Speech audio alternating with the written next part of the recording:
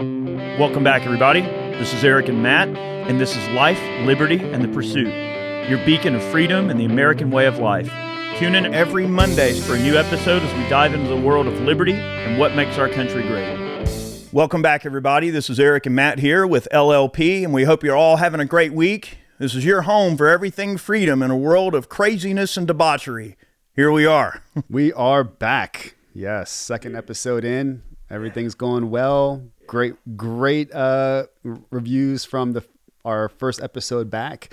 And yeah, it's debauchery. Dude, I'm telling you, things are just absolutely crazy in this world. And, you know, sometimes to make some sense of it, you just got to buckle in and just deal with it, I guess. That's right. All you can do is be along for the ride. I had mentioned in the previous episode that we were going to invest in some other lighting and everything. So I've tried to improve the lighting situation. Let me know how you guys like the lighting in the studio. I think that these camera shots look a little cleaner. I'm putting on my cameraman hat today, so hopefully, getting that rolling well. So remember, guys, we post here on LLP over on YouTube if you want to watch in video form. For those of you that follow us on all of the other podcast forums, Stitcher, Spotify, Apple Podcasts, etc., we're all over the place. And thank you so much for downloading and listening to our show. We're now well over 100 episodes in, and I'm so excited to bring LLP back, and not to beat a dead horse, but thank you guys for all the support all these years, and it's been fun, and I'm looking forward to really getting this show rolling. And the focus of today's show is really going to be, I really want to make a nice evergreen video about like your first gun shopping experience. You know, y'all can share some of your stories with me. Email Matt, email me. You have the contact form down there below. You can email us. Or let us know over. You can send some messages on Instagram as well. We have an LLP on Instagram. You can DM us over there if you want. So always message us if you have things you want to talk about, or give us your commentary, especially in regards to shopping for your first gun. And I thought that this would be a great episode to discuss the gun buying process, what it's like shopping for your first gun. I mean, there's a lot of people, Matt, that are new to buying firearms. And for some, it can be this sort of daunting situation where maybe they're not, maybe they watch too many like Hollywood movies and things, and they have this sort of strange, jaded, preconceived notation about what shopping for a gun is like. They watch Terminator and they see the Terminator go in, and I don't know, like for some reason there's this Hollywood stigma about buying a gun that is just kind of odd. It's almost like they want you to feel like you're in the process of committing a crime just for buying a gun. There's a whole psychological thing behind it when you think about it. Yeah, and I can totally see that. I would say the most daunting part of your first purchase is getting comfortable with handling the firearm. How many people go from I need to buy a firearm, regardless of what it's for, whether it's for self-defense, personal protection, just because you want one, whatever it may be. They go from I need a firearm to I'm standing at a counter with a guy handing me a firearm and I have no idea what to do with it. I've never held it. I don't know. I'm not comfortable with it. And I would say most people can alleviate that just by going to the shooting range and shooting it, like renting the firearm first, getting comfortable with the firearm. Not to say that if you really want to purchase one, you can. You can, but to alleviate that pressure and that stress and that fear, rent the firearm, fire it, get used to it, load it, whatever you need to do. And I guarantee you, after you do that once, twice, or thrice, you'll feel way more comfortable when that gun shop owner or, counter attendant, whoever's helping you, hands that gun to you, puts it in your hands. You're like, all right, this is familiar. I know where to put my fingers. I know where to put my hands. I know not to point it at people and talk to them. Because I'll tell you, I've been in a gun store. I'm sure, Eric, you've been in a gun store as well. You just see people that look nervous. They look very nervous. They don't know what to do with it once it's in their hands. And that's scary, man. that could be a scary thing. When I was still working at Moss, we had a young lady walk in the door. Now, look, I'm not throwing shade on this young lady, but she definitely did something unsafe. And, I I dealt with it in the best way that I could at the time. But she comes in and she's got this big gaudy purse, and she's like, "Hey, I want to pawn this pistol." And before I can even think about before I could even process what she said, Pulls that bad boy out. here she is pulling it out of the purse. "Hey, I want to pawn this pistol," and she pulls out a FN57, Oh boy. a 20-round mag, and she has her finger on the trigger, points it at my belly, and I look down, and what do I see? The safety isn't on. And the FN57 has a relatively light trigger. Oh yeah. So I'm thinking this lady is carrying around a loaded 5.7. Well, I have to assume is loaded. Right. We're getting there. And I'm thinking, oh my God, like I'm about to get shot in the stomach with an FN57 from point blank range by someone who was just being dumb. I didn't want to frighten her. I was just like, all right, let me have that. And of course, first thing I did is I sort of grabbed the muzzle. I said, let go. And I pulled the mag out, full of ammo. Oh boy. Pulled the slide back, cleared it, round in the chamber, safety off. Like, that's the kind of stuff, boys and girls, you want to avoid that, okay? Always treat every firearm as if it's loaded. Treat it. You follow those basic tenets of gun safety. Don't ever point a firearm at anything that you don't want to destroy or that you can't destroy. Always understand what's beyond your target, right? Understand the capabilities of the firearm. Treat the muzzle as an invisible laser beam. That if you muzzle someone with that laser beam, you're going to, I don't know, like when you're a kid and you're going to step in lava, like that kind of thing. I always think, okay, there's an invisible death laser in front of the muzzle of this gun. And if I muzzle someone with it, it's the same thing as like cutting them with a lightsaber. Like if you just get it in your mind that the muzzle's deadly, then you'll never have the mindset of accidentally sweeping someone. Like, for instance, all right, if I pick this revolver up, all right, I'm not going to sweep. If I have to move this revolver from here to here, I'm not going to sweep Matt, who's sitting across from me. I'm going to bring it across with the muzzle up and then show it to him this way. You're not going to muzzle someone. So, yeah, all right, if I have to rotate or move a firearm in my vicinity, I'm going to lift it up or point at the floor. But, either way, either up, or down. And I'm going to make sure there's no one that's going to get muzzled. Easy. Doesn't matter if it's a shotgun, rifle, etc. So Matt brings up a really good point about training and about capabilities. I think that people go into firearm purchase, and for one, they don't know what options are out there. They don't know what is available for them, and sometimes that can be a daunting task as well. I mean, we are very lucky in America, especially in that we have more access to so many cool firearms you could ever ask for. So the beauty of capitalism is that there are endless options. Everyone can compete, and there are so many great options out there priced from very inexpensive all the way up to super bougie. I mean, you can call up Cabot and order a gun made out of a meteorite if you want to. So look, Cabot's a great company. 2 of them. Yeah, you could order a pair. Hey, so there are opulent all the way down to basic and functional. Okay. So understanding those options is important. Just because you spend a lot of money on a firearm doesn't mean you're going to get something that might really be that great. There is a threshold, as I've discussed in some previous YouTube videos that I've made. I'll try to remember to link a few of those videos down below. I've done a first-time buyer's guide. If you want to just digest that information separately, you can do so. But there is a threshold of value versus what you're actually getting for the money. And, there are firearms companies that we kind of hold into certain categories where we say, hey, this is a great value for the money. You may not be getting like the fancy, super, well-known established brand, but you're going to get a good product that's going to protect you. I digress. Let's go back to what Matt was talking about, because he brought up a really good point.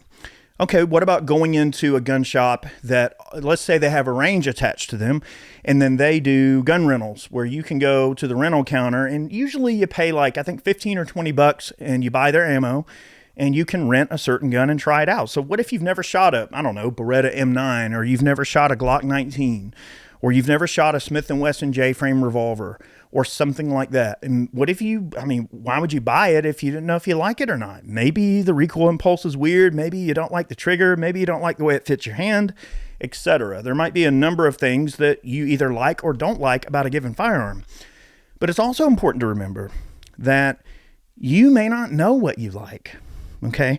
So that's another thing about it too. If you are new to guns and you're going into a gun purchase, don't get so obsessed with having a preconceived notation about what you like or don't like.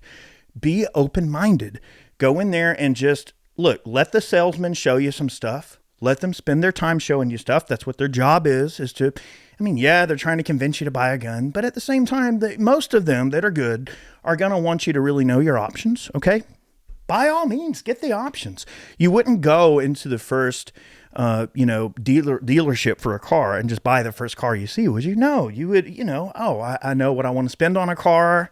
I know kind of a basic idea what I want the car to do. Now, okay, that's to say, are we buying a dump truck? Are we buying a truck to pull a trailer? Are we buying a sports car? Are we buying a Polaris slingshot? What are we buying? When you're going to buy a vehicle, whether it's for pleasure or for work or for commuting, right? You got to think about firearms in the same light that, there are your daily driver firearms. There are your kind of bougie fancy ones. Those are your Ferraris, and everything in between. Could you drive a Ferrari to work every day? Hey, more power to you if you can. But for most of us, we're probably getting in our Honda Civic and commuting 25 miles to work or whatever. And hey, we want to save on gas. We want cheaper insurance. We want cheaper tires. Guys, girls, guns are the same way. Okay. Yes. Something like a Glock 19 is like the Honda Civic of guns. If there's a problem, okay, something fails on the gun, a part breaks, dirt cheap to fix, easy to take apart. Okay. If we compare working on guns to being a mechanic on a car, I can pull a Glock 19 apart to the smallest piece in less than 2 minutes. I'm talking, I can have that gun in every piece that it is in probably a couple of minutes with just one basic tool I can keep on my keychain. Not every gun is like that. Absolutely not. You take a Browning A5 shotgun that has timed screws and all sorts of random stuff. Now the A5 that's another story. Now you're taking that gun apart in 2 minutes. Very, very different animal. Okay, so it's just all about understanding what you're getting into, and do you want something that's easy to care for, a good, easy daily driver that gets good gas mileage? That's the way to think about guns. Why do people choose something like a Smith & Wesson M&P or Glock 19 as their first gun? Because it's a good daily driver, because it's reliable, because it's cheap and easy to work on, and because it represents a value and a name that people can trust. It's true. And I love using cars as examples, as comparisons to firearms, because people have the same feelings towards both. There's that vanity feeling. It's like, so people get so heavily invested in the vanity aspect of firearms. Like, you saw watches. Yes. So So, you want they're like, oh, I want that Gucci gun. Well, guess what? That Gucci gun comes with Gucci problems. And you said, hey, you don't want to drive a Ferrari every day. Ask a Ferrari owner how much an oil change costs, or ask how much a brake job costs on a Porsche GT3. You're talking like tens of thousands of dollars on a brake job that you have to do every quarter per Porsche's guidelines. Otherwise, they won't do anything to the car. You have to upkeep those vehicles. Guns are the same way. If you think you're going to go and purchase a $10,000 AR and it's going to run flawlessly, no, they all have their own quirks that you as the firearm owner have to learn. It's just little things that, like, when you customize a gun that much, like, there's going to be quirks. There's going to be issues that you're going to have to work around, and only you as the owner will know that. It's like, if you let somebody borrow your car, you're like, oh man, you got to jiggle the key just a certain way, and you have to have the steering wheel turned at this angle, and then it'll start. It could be a very nice car, but it just happens to have that little quirk that you have to work around. As far as, like, the whole vanity thing, a lot of people get caught up in that. They go in there and they're like, everybody has a Glock. I want something else. So then you start getting into guys that want that very niche firearm that, quite frankly, doesn't have a lot of support. So you might run into like parts issues. You might run into like support issues. or they get into this weird caliber FOMO where like, oh, I want, so for example, 5.7, you know, people are like, oh, I want to carry a 5.7 bottleneck, you know, pistol cartridge. Like, bro, that's like $2 or $3 a round, man. You're going to go and sling that stuff at the range all day? Like, no. And it's an expensive gun to feed. It is. And, you know, you're just not going to, when you run into those issues, you're not going to spend as much time practicing and putting rounds down range because it's so expensive. It's the reason I don't shoot 300 blackout, man. Like, sure, I love it, but I don't love feeding it. Like, it's, you know, the way it is. It's very true. So we have the vanity aspect, but what can you expect when you go to a gun store and you're making that first purchase? The same thing you would do when you go to buy a car. Be informed before you get there. The salespeople there are no different than salespeople at any place. Their job is to sell you something, and they're going to sell you what they want to sell you. And we've seen it time and time again. You've experienced it as gun purchasers, guys, you and girls. You've seen it. You go in there, oh, it's atypical of women purchasers. Oh, you want this little J-frame, hammerless. It's not going to get caught in your purse when you, like, they're assuming you're in an off-body carry. Like, it's going to fit in your little purse just right. It's a small little package. You know, don't get caught up in that. I'll just go there, rent the firearms, try it out. You'd be extremely surprised at how many people can shoot 380s, 9 mils. You know, I'm not a fan of the, 30 super carry or whatever. I'm not a big fan of that one, but don't fall into the trap of the salesperson recommending you something that they want to get off the shelf. That gun could probably be sitting there for like 3 years and they're just waiting for that person to come in. You know, it's interesting, Matt, that you mentioned vanity, because it is true. In any other industry, whether you're buying cars or watches or clothing or shoes or anything, any consumer good, especially when there are tiers of goods. Oh, yeah. I mean, there's a difference between a $1,200 pair of shoes and a $100 pair of shoes, right? This is quality of workmanship, quality of materials, name, brand recognition, whatever it may be. Salesmen have a really great way of figuring out what you really want to spend. In fact, some will just ask you, especially, and I know this. Now, look, I was a gun salesman for years. I know, okay? And sometimes you just come right out and say, well, what are you looking to spend? That helps me narrow it down. That way I'm not showing you things that maybe you don't want. You know, maybe you like it, but you're not going to buy it because you don't want to spend that much money. So, you know, tell me, what is the number? What did you think you were going to spend today? That's not me being too obtrusive or insensitive to the situation, but if I go to a Ferrari dealership that sells, let's say, I don't know, maybe it's a dealership that has some luxury cars, but maybe some more entry-level cars too that are still in a luxury brand, like a Porsche Taycan versus a Porsche 911, which they're both great cars, but they're two very different cars, okay, with two very different price points. So if I go to a Porsche dealership and they go, well, what are you looking to spend? And I say, well, I want to spend $75,000 on a Porsche. They're going, well, we know we're not looking at 911s. We know we're not looking at XYZ, GT, blah, blah, blah, whatever. Cayman's over here. Right. You might look at a Cayman. Or, hey, you want to spend $75,000. I might have a used 911 for you that's 3 or 4 years old. Well, actually, 911s hold their value quite well. But they do. Anyway, the point, I digress. The point is, sometimes knowing the number can help a salesman narrow it down. So don't be afraid if you're going in to shop for a gun. Don't be afraid to say, look, you know, just in the interest of us being clear with each other, I've got a set budget today. And with holster, ammo, and everything, I want to spend about, I don't know, $750. That's a good. Okay, cool. Yeah. You can get a Glock with a holster, few boxes of ammo. You know, you probably get set up pretty well for $750, you know, especially if you buy a used Glock. You might even be able to afford to buy you a gun course with that money too. That's something that a lot of people, they overlook, is the pre-owned firearms. Guys, there is absolutely nothing wrong with that. Matter of fact, I would make that, now that you've watched the episode and you're fully educated on purchasing your first firearm, walk right over to the used firearms counter. Talk to him first and then make your decision, because there's absolutely no difference between a pre-owned Glock 19 and a brand new Glock 19. So I have a full video series, I think that Chad and I did some years ago, about shopping for used firearms. That's here on YouTube if you want to check it out. If you're listening, y'all out there in the podcast world, if you're listening to audio only, go to Iraq Veteran 8888 on YouTube And I've got a whole library of different videos I've made over the years. And if you just look up, go into my search bar, search my channel and just search used guns, it'll pull it up. I've got all kind of stuff about shopping for used guns. There are some things you want to look at for used guns. There's nothing wrong with buying a used gun. In fact, buying used is a great way to go. We did have some show and tell planned. Maybe it's a great way for me to break into the first show and tell. Sure. This is a great example of what I'm talking about. This is a Mossberg 500 AB. This gun is probably from the late 80s, so it's a little bit older. You can see it's just got the, wood furniture, the 5-shot tube, 18.5-inch barrel. But this is a police shotgun. This actually came out of a police department in New York. Okay, so this is a New York police trade-in. It's got a butt number and everything. This is a crown grade gun with a jeweled bolt.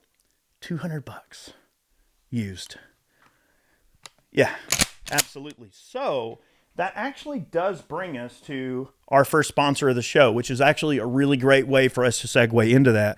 If you are looking for new firearms, okay, great group of people to look into is modernwarriors.com.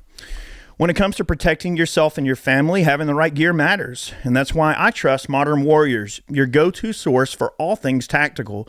They've got a massive selection of firearms, suppressors, and accessories, everything from high-end builds to everyday carry essentials, like we talked about, Matt. Whether you're a collector, competitor, or just looking for reliable self-defense options, they've got you covered.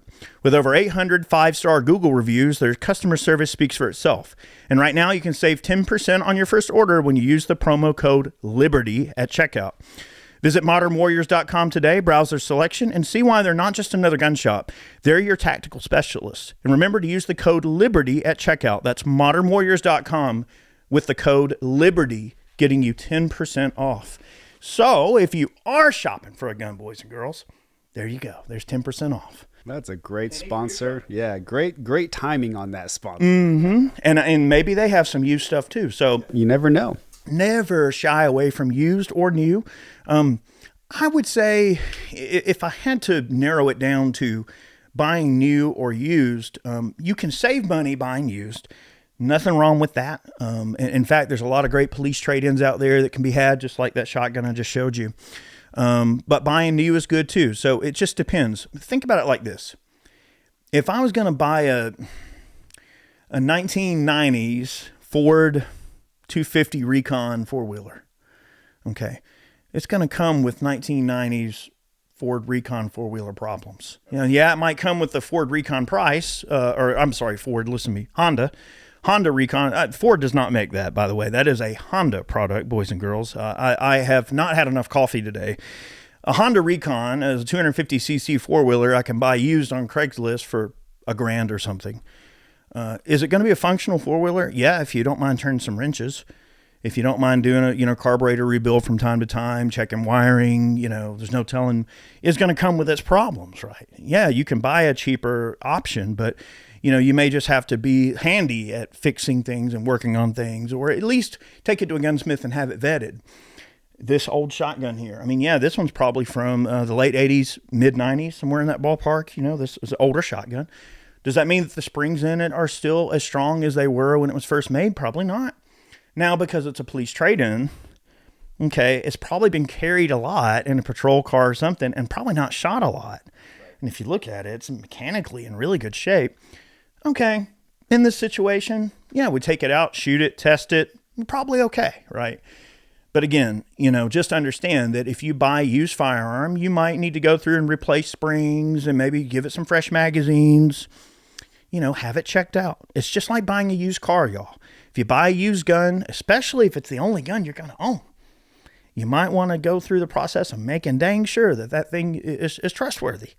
And that means testing it, vetting it, having it checked out. So you need to factor that into what you're spending. You may have to pay a gunsmith $50 to go through and just do a check over for you. Have them go through and clean it and check it for you and check the springs. And there's some things that gunsmiths can do. They can check the headspace, and there's all sorts of action-proving dummies. They can even test fire the gun for you if that's something you want them to do. So don't be afraid to spend a little bit of extra money on a used gun and have it vetted, have a gunsmith look it over, especially if it's the only gun you're going to have. Now, going back to used versus new, that's where buying new might be a good idea. Like when you buy new, you're starting clean slate. You know that you are the caretaker of that gun from day one, and that it's been in your care and your employ the whole time, and that, okay, whatever's going on with that gun, it's how it left the factory. You ain't got to worry if someone dropped it and messed the sights up, or if the springs are wore out, or if the mags are bad, or any number of other issues that could be out there. That is true. So based on that, we do have a couple of pieces of fan mail that we'll read. One of them pertains to the conversation. The first piece is from La Grande, Oregon. And guys, if you want to send us in questions to answer, there's a link that says, ask us a question. We'll answer it on the podcast. Literally, it's a link. You click it. It's going to come up as a text message. It's an anonymous text. So that's why we don't have the names here unless you want to give it to us. And then you can send the question in. We'll answer it. So this is from La Grande, Oregon. It says, on an older episode, you guys were talking about PCCs. So I picked up Smith & Wesson's FPC side folder, chambered in 9mm. I mounted a Holosun 2 MOA red dot and a combo white light with green laser. Familiar with that. Probably talking about the Balder too. It has a little sling on it, self-contained firepower of 64 rounds with 2 factory mags stored in the stock slots. It is 5 pounds. Over the past year, I have used the FPC to kill a skunk, a marmot, and a bear. Jeez. What? Yeah, man. Okay. 8-inch groups at 100 yards with a 16-inch barrel. It is fairly quite plain, but wildly quiet with a can. Very effective and reliable. One point of interest is muzzle velocity is with a 16-inch barrel. A 135 grain or 147 grain velocity is basically going the same speed as a handgun. A 124 is 100 feet per second faster in a carbine. A 115 is 200 feet per second faster. Got it. All right. And if you use a light monolithic bullets, you can get 300 feet per second. Got it. It doesn't make it a rifle round, but it can be an advantage. It rests in my gentle baby, harmless, unsuspecting backpack. Question: have you tested a FPC? I believe he has. I think this could beat a sub 2000, which you have quite a bit of experience with, Eric. There's one right behind you. What do you think? Can it beat a sub 2000? Affordability, reliability, or more capable? Mm-hmm. Keep up the good work, guys. Okay. And that he actually gave us his name, Jake. Hey, Jake. Okay. That's a great question. So I'll just kind of quickly mention that we do have a YouTube video, a full YouTube video comparing the FPC to the Sub 2000. And I discuss many points of contention between the two in that video. If you want to check it out, we'll put a link to that. Hopefully remember to put a link to that in the description below. You can check that video out if you want to get the full detail. I will just say briefly, okay, I won't spend a ton of time on this since we do have a video addressing your question, but I will talk about it for just a moment. The FPC is a little more expensive than the Sub 2000. I do think the build quality on the FPC is considerably better. Smith & Wesson makes a very fine gun. I do like the folding carbines. I think they're very useful. I do like the fact that the FPC folds to the side and you can leave your optic on there and everything's good. The FPC doesn't fold up quite as compact as the Sub 2000, and the new Gen 3 Sub 2000 has a rotating handguard that allows you to keep the optic on. That was always a complaint with the early Sub 2000s, is that you could not leave an optic on the gun when you folded it. Kel-Tec has addressed that with the new Gen 3 Sub 2000. So if you compare the Gen 3 Sub 2000 to the Gen 1 FPCs, which Smith & Wesson just released a 10mm version, by the way. That just came out, I noticed. So that's pretty cool. I haven't shot one of those, but I do have a 9mm version. They're hitting in the same area in terms of features once you consider the Gen 3 Sub 2000. I personally am a fan of the OG Sub 2000. I like it. I remember when the Sub 9 came out, it was an alloy frame Sub 2000. It was a lot heavier because it was made out of alloy. But I tell you, those early Sub 9s were a lot of fun, and I really regret getting rid of my OG one. Although I do have serial number E4000, which if you know anything, and it's so weird I remember that serial number. I have sub 2000 model. I have the sub 2000 with serial number E4000, which after talking to Kel-Tec was, I think, like the first year or two that they made the sub 2000. Wow. The one behind you, mean greeny back there. Oh, yeah.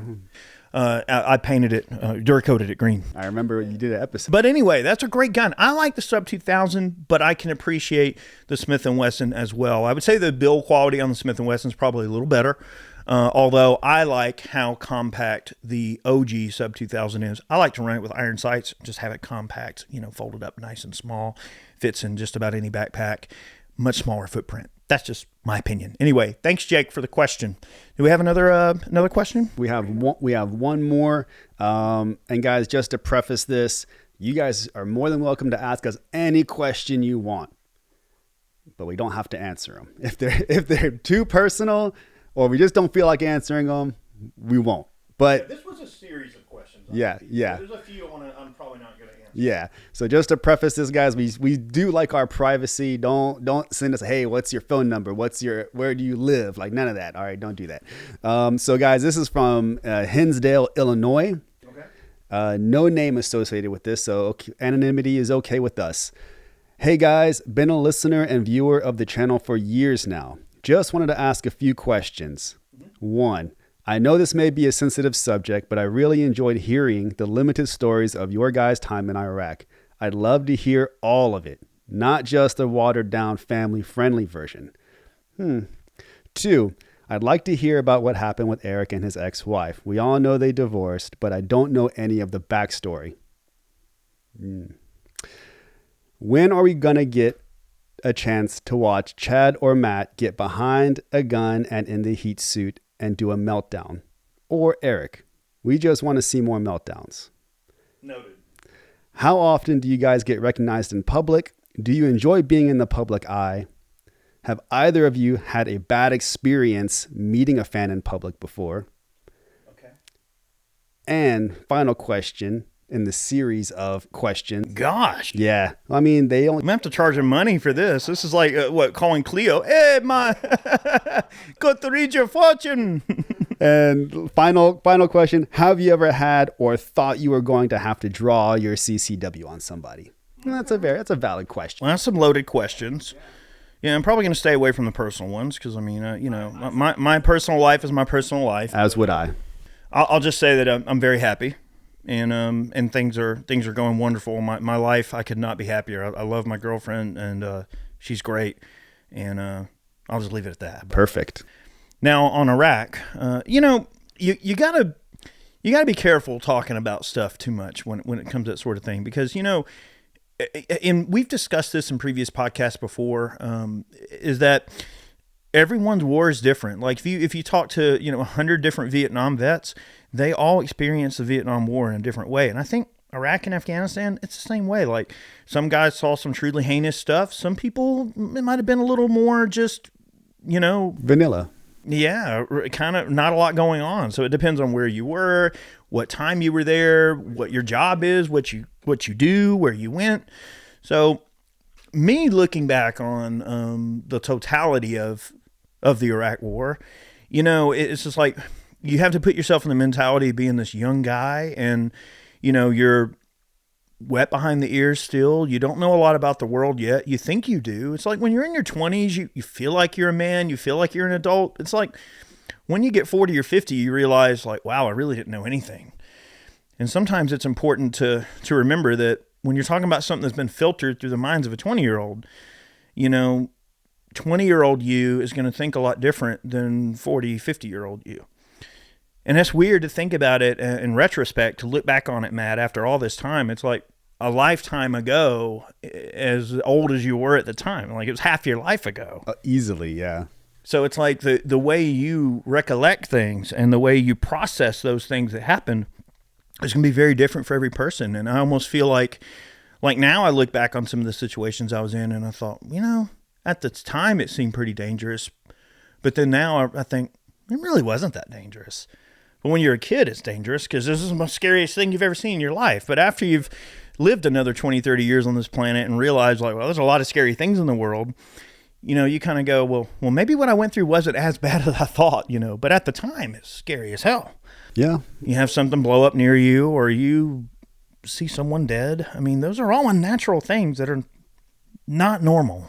Yeah, I would agree. And I think it's just like you said, everybody processes it differently. And again, it depends on what rotation you were on. If you were on those early GWAT rotations, yeah, it was bad. If you start getting higher up in that number, like, 7, 8, 9, 10, 11, 12, maybe not. But again, I was on those rotations, but I think it just depends on, how early on in that GWAT you were in. We were number 3. Yes, we were number 3. It was still kind of early, and they had the elections that year. Yep. So I mean, it was the best of times, and it was the worst of times. And when you look back at it, was literally how I look at it. It's like, hey, it sucked. It was like 500 days of just suck. But I would not trade it for anything in the world, because the experiences you gain, the camaraderie you gain, the things that you went through, it was amazing. Like it literally shapes you to who you are and allows you to get through your life without, feeling sorry for yourself. Yeah, I agree. So yeah. And then you have, we don't have time to answer all of them. I wish we did, but we can probably do 2 more. If you wanted. I mean, this is a conversation, could almost be a whole video, so, and you know what, maybe we will. Maybe we'll revisit. So I guess we'll hit on 2 things. Sure. Have you had a bad experience meeting a fan in public? And 2, have you ever had to draw your CCW? So that's what we'll end this Q&A on. Have I ever had a bad experience meeting a fan? No. Awesome. Never. Y'all have always been great. Every person who has ever come up, and I tell you, I can say that. I'm not bullshitting y'all. Every fan that has ever come up to me has been nothing but humble and cool, and always, never made me feel weirded out or anything like that. And I've always accepted that it is just part of the territory that comes along with, if you're someone on YouTube who puts themselves out there in the way that you do, and you have to accept that someone's going to come up and say hello to you. Quick story, not even related to me, but related to another famous person. And I'm not even going to, I'm not going to throw shade on this person. I've never met this person, but a good friend of mine was waiting tables at a real high-end restaurant one time. And in comes, and again, not throwing shade on this person, never met him. This is being filtered through the mind of a friend of mine, okay? Yes. But this can show you, like, sometimes you should never meet your heroes, right? And in walks Yngwie Malmsteen, the Swedish shred guitar guy. He plays the big, large head Strat with the scalloped. Got it, yep. Neoclassical, real fast shredder, great guitarist. He comes pulling in a red Ferrari, got a real hot girl with him, I mean, dude, he's a rock star. It's like, that's what you do. You live like a rock star. You had leather pants on, snakeskin boots, hair all 80s. I mean, just like he came out of the 80s, But boy, I tell you, was he a jerk to my friend? And again, I've never met the man. I don't think he's a jerk. I just want to make that clear. I've never met Yngwie Malmsteen. I don't know if he's a jerk or not. I'm just saying that my friend told me that he was a real jerk to him, and he was like, man, I really looked up to him as a musician, and sometimes you should never meet your heroes. That's what they say, yeah. Because you go, wow, like, I expected this person to be more humble. So, can anyone have a bad day? Of course they can. Someone can, a famous person or whatever. It could be anyone, a famous musician or a ball player or a whatever, anyone, movie star. Can someone have a bad day, and maybe they've just talked to their 50th fan for the day, and maybe you're just the one that when they met, they're like, oh my God, like I just can't handle anymore. They can't take it.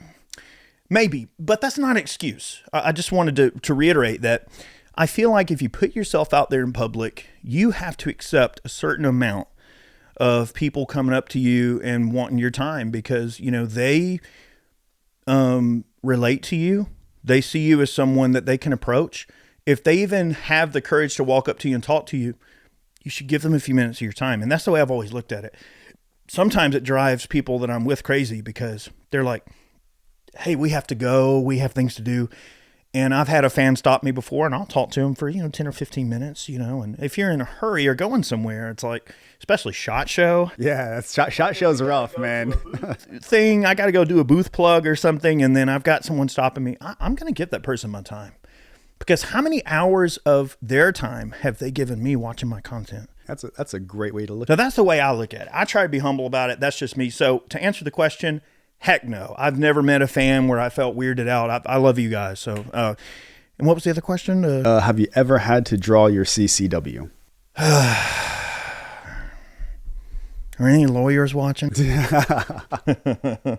What's the statute of limitations? Yeah, statute plausible to not be. 7 years? Well, okay.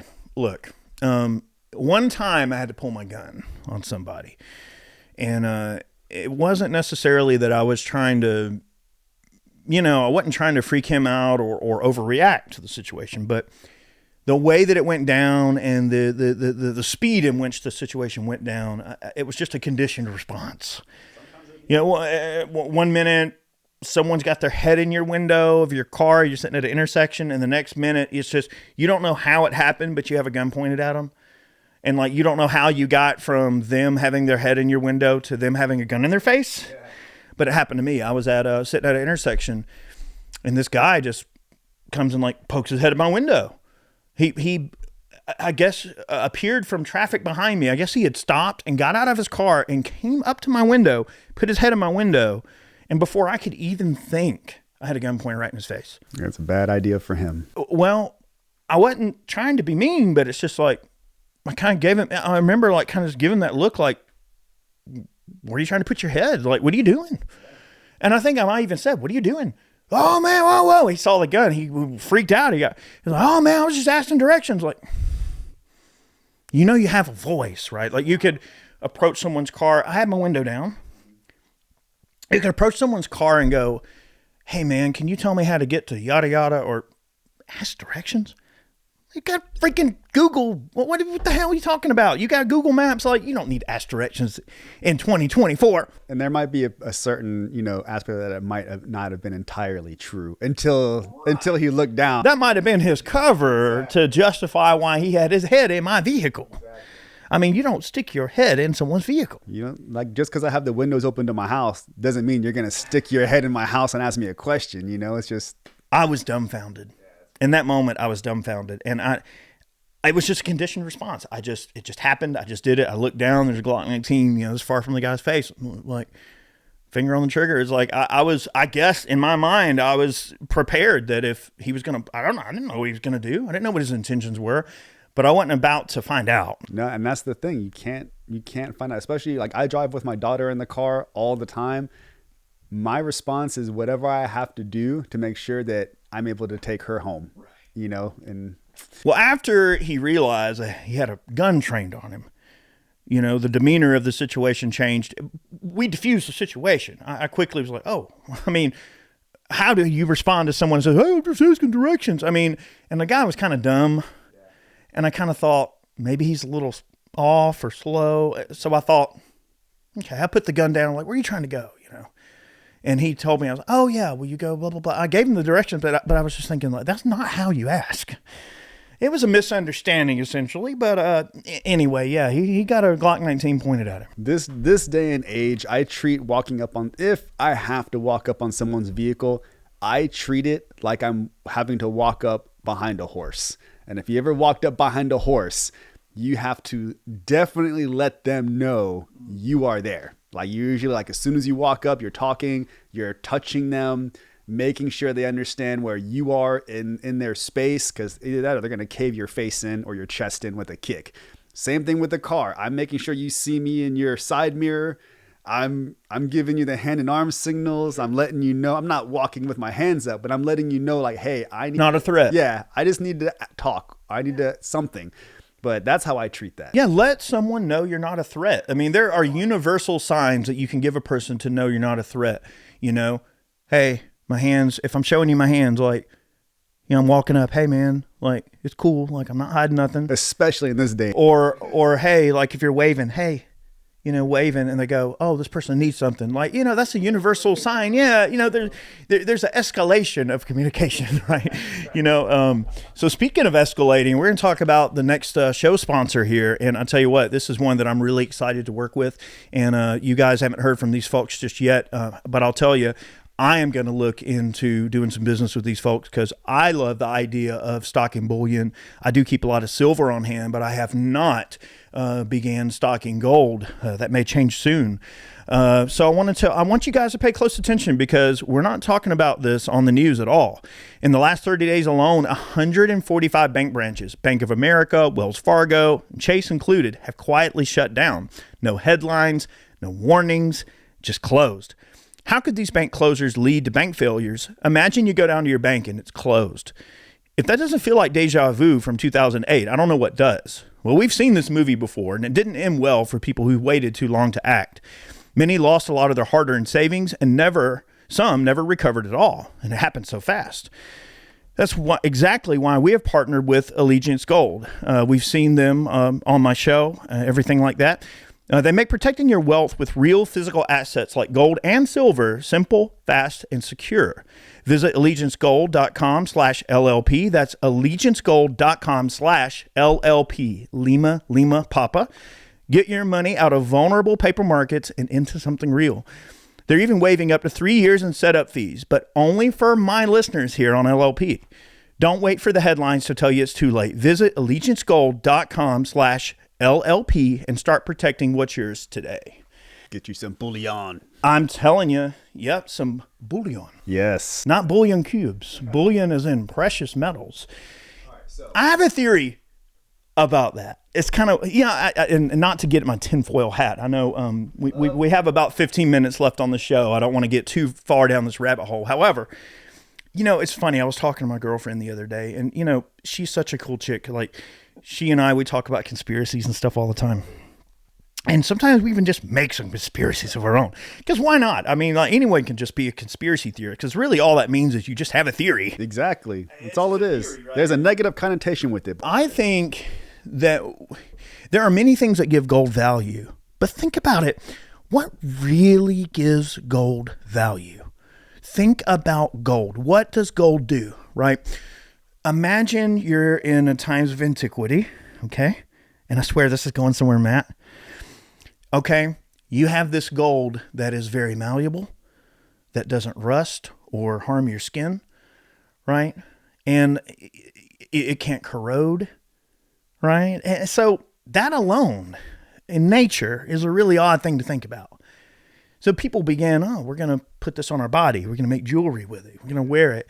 And then eventually gold became a sign of wealth because people who have gold, you have money. So people would just automatically associate wealth with gold. But I think it goes a step further than that. And it's crazy. Bruno and I were talking about it. It's like, I think that gold is so important as an industrial metal. It is true. I think that gold is going to be super essential for space travel. We will not be able to travel through space without gold. And eventually, once that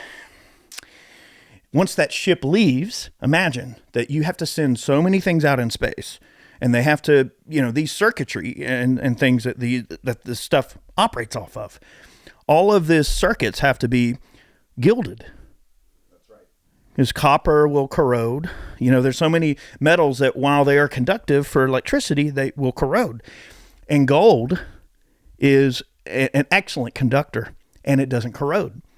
A piece of gold could float around in space forever and never corrode. Well, that's the main point, and that's why they use it in semiconductors, cell phones, microprocessors. They use it in spaceships, like the foil for like the solar stuff. Right. I mean, it's because it's non-corrosive. It's a decent conductor, not the best conductor. Decent enough to be used. It doesn't hold heat. It dissipates heat. Gold is an amazing material for industrial application. Have you seen those videos where they're farming the gold out of old electronics? Yes. People are making gold bars out of all of this stuff, man. Did you know that there's only enough gold on the entire planet, discovered and undiscovered, to fill up one Olympic-sized swimming pool? I believe it.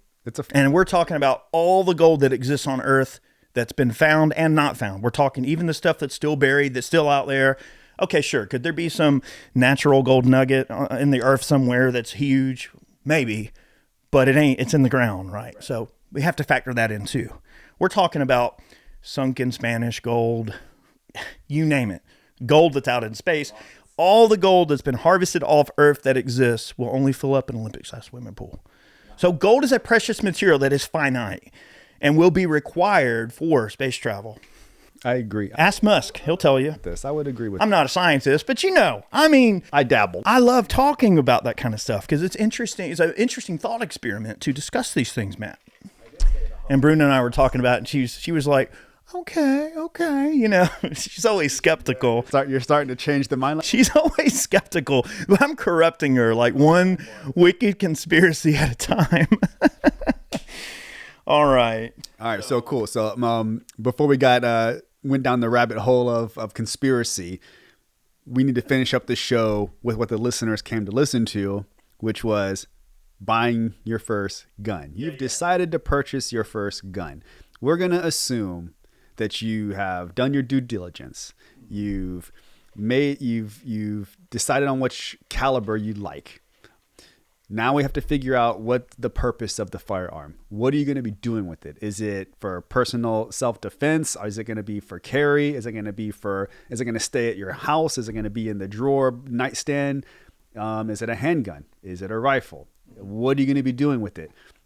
That's probably the second most important thing is like the purpose. Yeah. Like, what are we going to use it for? Most people, very few people carry. Even though we have a very large amount of firearms out in the world, in the U.S., the majority of people don't carry. So we're going to assume that it's for home defense, right? Yeah. So what would you recommend? If Eric was sitting behind the counter and somebody came in and said, hey, I'm looking to purchase a gun for home defense. Mm-hmm. Somebody breaks into my house. This is what I want. Okay. Well, it's funny with the show and tell. We showed off the police trade-in shotgun. I bought that shot. I mean, look, I don't need any more shotguns, okay? I didn't buy the shotgun because I needed it. I bought it because I wanted to use it as a driving force of discussing exactly what we're discussing. So it's interesting that it found its way into this episode. Shotguns are indispensably useful, but there are, and again, I've made some videos on this subject before. If you want to check out, just go to my YouTube channel, Iraq Veteran 8888, and type in shotgun, and it'll pull up all kind of shotgun videos. We love shotguns on the channel. So I've gone into a lot of detail and a big, long expose on this and some other videos, but I'll just quickly elaborate. Shotguns deliver a very generous payload. So they are very multifunctional tools. And that you can put birdshot, buckshot, slugs. Slug is like basically just a big chunk of lead. Okay, big lead projectile. Buckshot is slightly smaller chunks of lead, but still quite a bit of it. And then birdshot is like itty bitty little BBs, like a bunch of tiny little chunks of lead. That's the most basic way to put it. Birdshot is for shooting birds and fowl out of the sky. Buckshot is for shooting slightly larger animals, but still animals. And then slugs are for when you just need to put a giant freaking hole in something. Yep. There you go. But shotguns are a very useful tool. They even have beanbag rounds. They have less than lethal rounds. That's an option. Now, I've been shot with one of those beanbags before, and I'll tell you, it hurts. It is not pleasant. It's a world of pain. It is a world of pain. I promise you. You're going to be very dissuaded. Whatever you were doing, you're not going to do it anymore. I promise you. So shotguns offer a lot, but they do have limitations. One reason I would recommend a shotgun is because if you're only going to have a gun in the house and you're only worried about a home intruder or something, and you're not going to carry a gun out in public, you're not going to carry your gun in your vehicle, you don't need a compact gun that you're going to carry everywhere. Maybe you don't want a rifle because you're worried about overpenetration. You don't need something that's going to shoot a long way or have let's just say a greater risk of collateral damage if you miss the target, like a rifle might compared to a shotgun, whereby a shotgun's going to stop in a few walls versus some rifle rounds can overpenetrate depending on the design of the round, the caliber, etc., that sort of thing. A shotgun, while it does have a generous payload and a lot of power, shot for shot, Matt, the thing that is one slight detriment to a shotgun is that you have limited shots. Okay, so it holds less rounds than something like a pistol, which most modern handguns hold 15 to 18 shots is about the normal capacity you're going to see. It's just a average magazine capacity. anywhere from, well, these days, anywhere from, 15 to 21 shots. I think the new Berettas now hold 20 shots. Yeah, it's crazy, man. Yeah. You get 3 more rounds in the M9 now, which is great. So you're going to have an instant 1/3, 2/3 reduction in capacity going from a handgun to a shotgun. But for every round you fire in the shotgun, the payload and destructive power is that much greater. Okay, lots of power. And there are a lot of different defensive shotgun loads, which we won't get into that. I have a whole video on shotgun loads. Check it out. If you want to learn, I got you. Okay, I'm your teacher. I'm your sensei. I got you. Check that video out. I'll put a link in the description box below. You're going to school, okay? Take the time. Digest the information. You'll understand exactly what I'm talking about. I think shotguns are very useful. I'd recommend a shotgun, as a great home defense tool. Good buckshot round.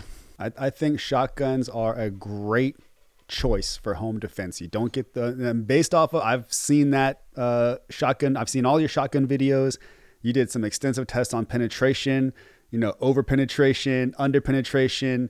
There's a lot of stuff some great content. And I would agree. Shotguns are great. Listen to this.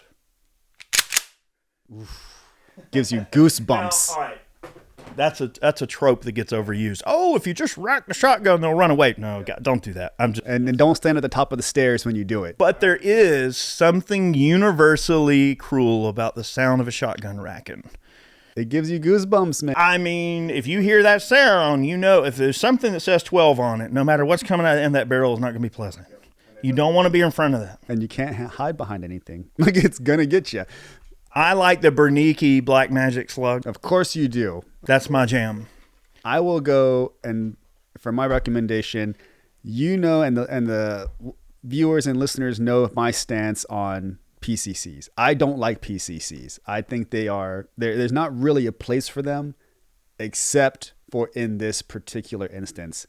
PCCs make a great home defense option.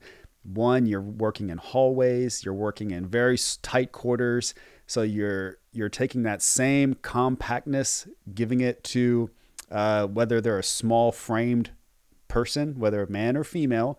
You're getting some good capacity. You can go, many PCCs are running 30 rounds of 9mm, so you're not getting that over penetration.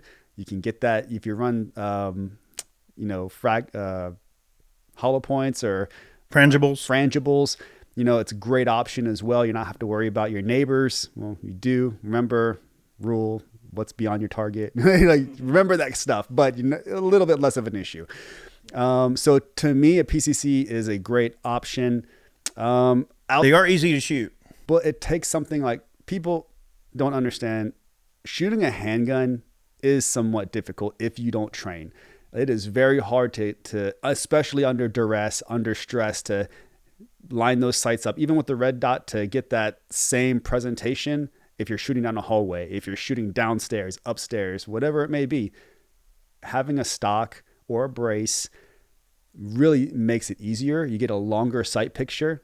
And I've never seen someone shoot worse with a PCC than a handgun. I've never seen it. Never seen it. And I tell you one thing about shotguns as well, is I promise you that with a shotgun, there are not going to be any clean riches in your house. Okay, someone is going to absolutely crap their pants if you produce a shotgun. I can promise you. Now, if you happen to do that, that's a perfect fit for our next sponsor of the show. Yes. And that's our friends at Undertac. Now, in the last episode, I had sort of teased that Matt and I were going to try on their underbritches. And I tell you what, they're nice, y'all.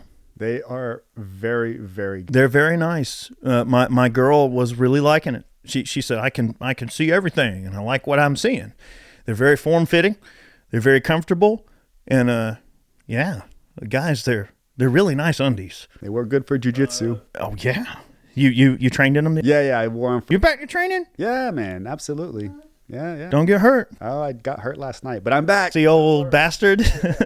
All right, let's see. When it comes to gear that can handle anything, there's no better choice than Undertac.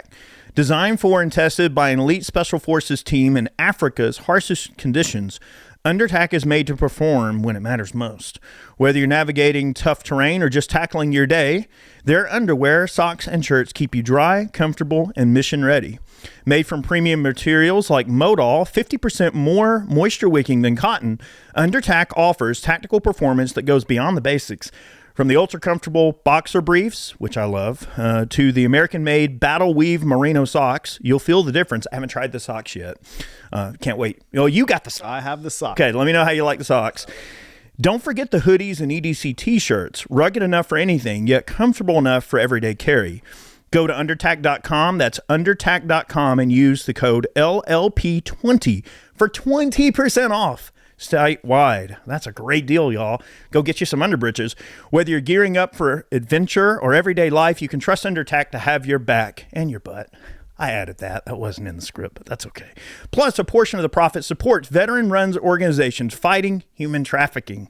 Now that is a no-brainer. Visit undertac.com and use the code LLP20 to get 20% off site-wide. Again, that's the code LLP20 for 20% off. Go get yourself some new underbritches. Dude, I was really, really impressed with the products. I liked it a lot. I know. I love them. I'm going to be ordering some more. I'm going to use my code because 20% off. That's not a bad thing.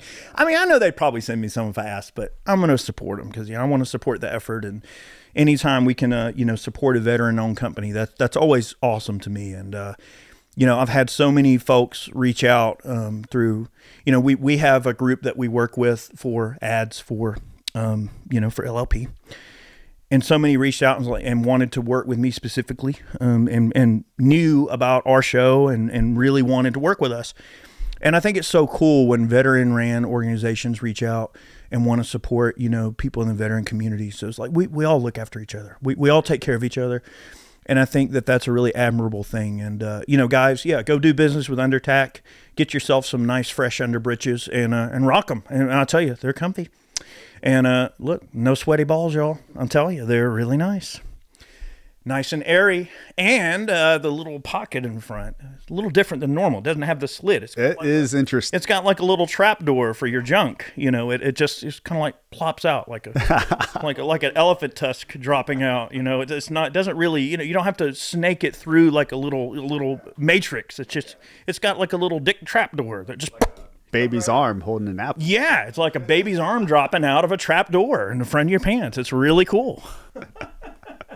Never thought I'd be saying that on YouTube, but here we are, boys and girls. I guess I'm going through my midlife crisis. That's okay. Damn. So anything to add before we leave for today? No, man. I think it was some great information. If the listeners and viewers haven't figured out, what the best way to purchase a firearm is after that, we can't help you guys. Again, y'all, check out all the reference material that I mentioned in today's video. Everything from the shotgun color codes and shotgun rounds to, different home defense options that I've discussed. I've got a bunch of content. We'll try to compile those videos, put them in one convenient place for you. You want to check them out? Go further down the rabbit hole. Go check out those videos and learn more if you need to. Thank y'all so much. Look, there are so many more videos that we have to make. The studio is coming along, y'all.